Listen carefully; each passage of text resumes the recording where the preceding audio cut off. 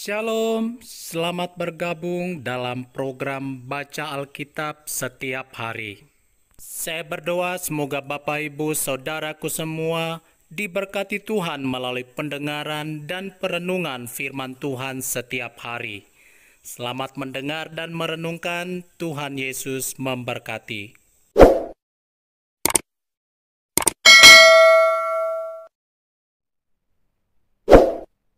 Ayub pasal 32. Kata-kata Elihu. Elihu merasa juga berhak untuk mengemukakan pendapat. Maka ketika orang itu menghentikan sanggahan mereka terhadap Ayub, karena ia menganggap dirinya benar. Lalu marahlah Elihu bin Barakeel, orang Bus dari kaum Ram. Ia marah terhadap Ayub, karena ia menganggap dirinya lebih benar daripada Allah. Dan ia juga marah terhadap ketiga orang sahabat itu, karena mereka mempersalahkan Ayub, meskipun tidak dapat memberikan sanggahan. Elihu menangguhkan bicaranya dengan Ayub, karena mereka lebih tua daripada dia. Tetapi setelah dilihatnya bahwa mulut ketiga orang itu tidak lagi memberi sanggahan, maka marahlah ia.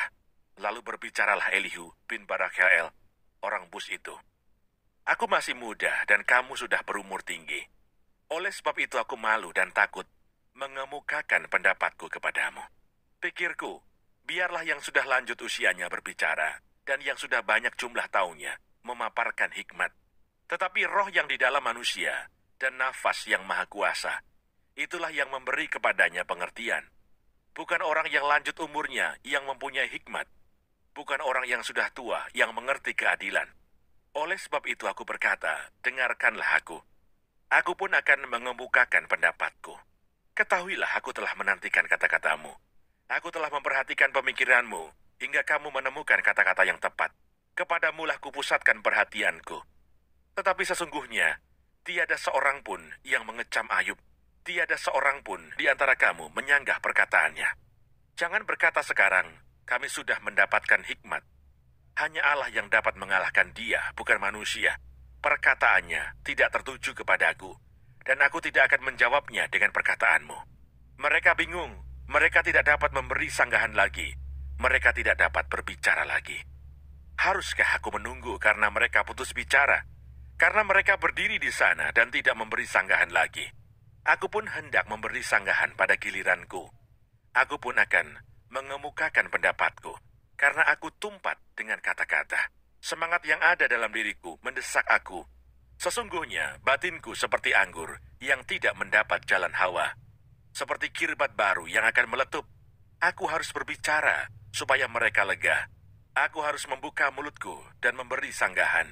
Aku tidak akan memihak kepada siapapun dan tidak akan menyanjung-nyanjung siapapun. Karena aku tidak tahu menyanjung-nyanjung. Jika demikian, maka segera pembuatku akan mencabut nyawaku.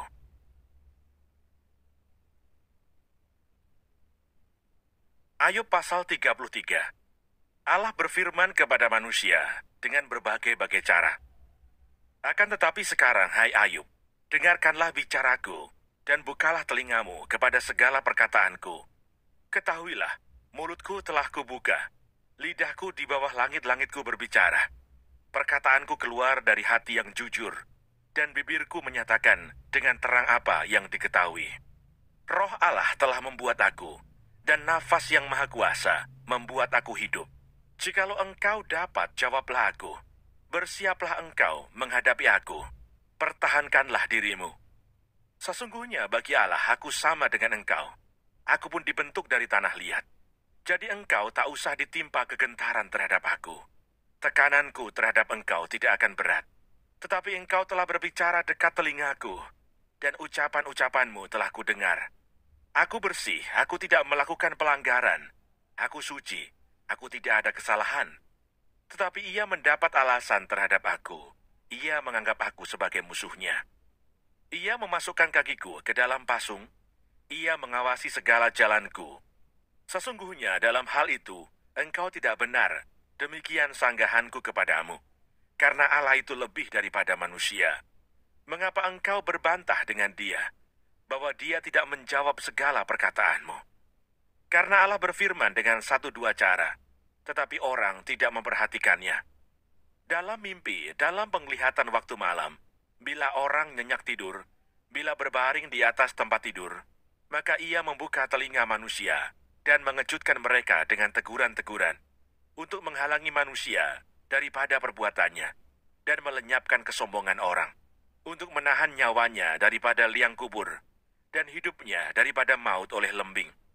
Dengan penderitaan, ia ditegur di tempat tidurnya dan berkobar terus-menerus, bentrokan dalam tulang-tulangnya. Perutnya bosan makanan, hilang nafsunya untuk makanan yang lezat-lezat. Susutlah dagingnya sehingga tidak kelihatan lagi. Tulang-tulangnya yang mula-mula tidak tampak menonjol keluar, sampai nyawanya menghampiri liang kubur, dan hidupnya mendekati mereka yang membawa maut. Jikalau di sampingnya ada malaikat, penengah, 1 di antara 1000, untuk menyatakan jalan yang benar kepada manusia, maka ia akan mengasihaninya dengan berfirman, "Lepaskanlah dia, supaya jangan ia turun ke liang kubur. Uang tebusan telah kuperoleh." Tubuhnya mengalami kesegaran seorang pemuda. Ia seperti pada masa mudanya.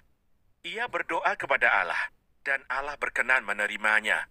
Ia akan memandang wajahnya dengan bersorak-sorai, dan Allah mengembalikan kebenaran kepada manusia. Ia akan bernyanyi di depan orang, "Aku telah berbuat dosa, dan yang lurus telah kubengkokkan, tetapi hal itu tidak dibalaskan kepadaku. Ia telah membebaskan nyawaku dari jalan ke liang kubur, dan hidupku akan melihat terang." Sesungguhnya, semuanya ini dilakukan Allah 2-3 kali terhadap manusia, mengembalikan nyawanya dari liang kubur, sehingga ia diterangi oleh cahaya hidup. Perhatikanlah, hai Ayub, dengarkanlah aku. Diamlah, akulah yang berbicara. Jikalau ada yang hendak kau katakan, jawablah aku. Berkatalah, karena aku rela membenarkan engkau. Jikalau tidak, hendaklah engkau mendengarkan aku. Diamlah, aku hendak mengajarkan hikmat kepadamu.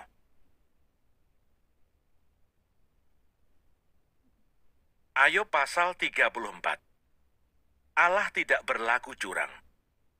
Maka berbicaralah Elihu. Dengarkanlah perkataanku, kamu orang-orang yang mempunyai hikmat. Berilah telinga kepadaku, kamu orang-orang yang berakal budi. Karena telinga itu menguji kata-kata, seperti langit-langit mencecap makanan. Biarlah kita memutuskan bagi kita sendiri apa yang adil, menentukan bersama-sama apa yang baik. Karena Ayub berkata, aku benar, tetapi Allah mengambil hakku. Kendati aku mempunyai hak, aku dianggap berdusta. Sekalipun aku tidak melakukan pelanggaran, lukaku tidak dapat sembuh lagi. Siapakah seperti Ayub yang minum hujatan terhadap Allah seperti air, yang mencari persekutuan dengan orang-orang yang melakukan kejahatan, dan bergaul dengan orang-orang fasik? Karena ia telah berkata, tidak berguna bagi manusia kalau ia dikenan Allah. Oleh sebab itu, kamu orang-orang yang berakal budi, dengarkanlah aku. Jauhkanlah daripada Allah untuk melakukan kefasikan, dan daripada yang Maha Kuasa untuk berbuat curang. Malah ia mengganjar manusia sesuai perbuatannya, dan membuat setiap orang mengalami sesuai kelakuannya. Sungguh, Allah tidak berlaku curang. Yang Maha Kuasa tidak membengkokkan keadilan. Siapa mempercayakan bumi kepadanya? Siapa membebankan alam semesta kepadanya? Jikalau ia menarik kembali rohnya dan mengembalikan nafasnya padanya, maka binasalah bersama-sama segala yang hidup, dan kembalilah manusia kepada debu. Jikalau engkau berakal budi, dengarkanlah ini. Pasanglah telinga kepada apa yang kuucapkan. Dapatkah pembenci keadilan memegang kekuasaan? Dan apakah engkau mau mempermasalahkan dia yang adil dan perkasa? Dia yang berfirman kepada raja, hai orang Dursila, kepada para bangsawan, hai orang fasik. Dia yang tidak memihak kepada para pembesar dan tidak mengutamakan orang yang terkemuka daripada orang kecil, karena mereka sekalian adalah buatan tangannya. Dalam sekejap mata mereka mati. Ya, pada tengah malam, orang dikejutkan dan binasa. Mereka yang perkasa dilenyapkan bukan oleh tangan orang. Karena matanya mengawasi jalan manusia, dan ia melihat segala langkahnya. Tidak ada kegelapan ataupun kelam kabut, di mana orang-orang yang melakukan kejahatan dapat bersembunyi. Karena bagi manusia, ia tidak menentukan waktu untuk datang menghadap Allah supaya diadili. Orang-orang yang perkasa diremukkannya dengan tidak diperiksa, dan orang-orang lain diangkatnya ganti mereka. Jadi, ia mengetahui perbuatan mereka dan menggulingkan mereka di waktu malam, sehingga mereka hancur lebur. Mereka ditamparnya karena kefasikan mereka dengan dilihat orang banyak, karena mereka meninggalkannya dan tidak mengindahkan satupun daripada jalannya. Sehingga mereka menyebabkan jeritan orang miskin naik ke hadapannya, dan ia mendengar jeritan orang sengsara. Kalau dia berdiam diri, siapa akan menjatuhkan hukuman?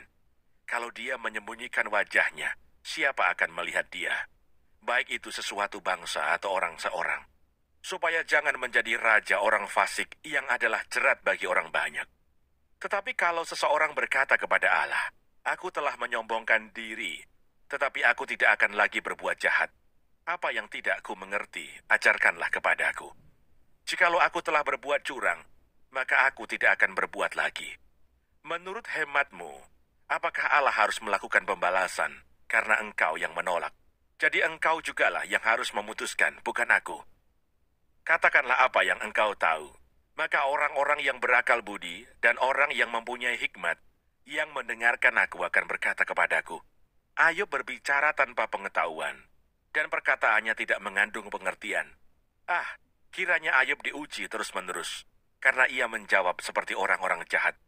Karena ia menambahkan dosanya dengan pelanggaran, ia mengepalkan tangan di antara kami, dan banyak bicara terhadap Allah. Jangan lupa subscribe, nyalakan loncengnya, like, dan share.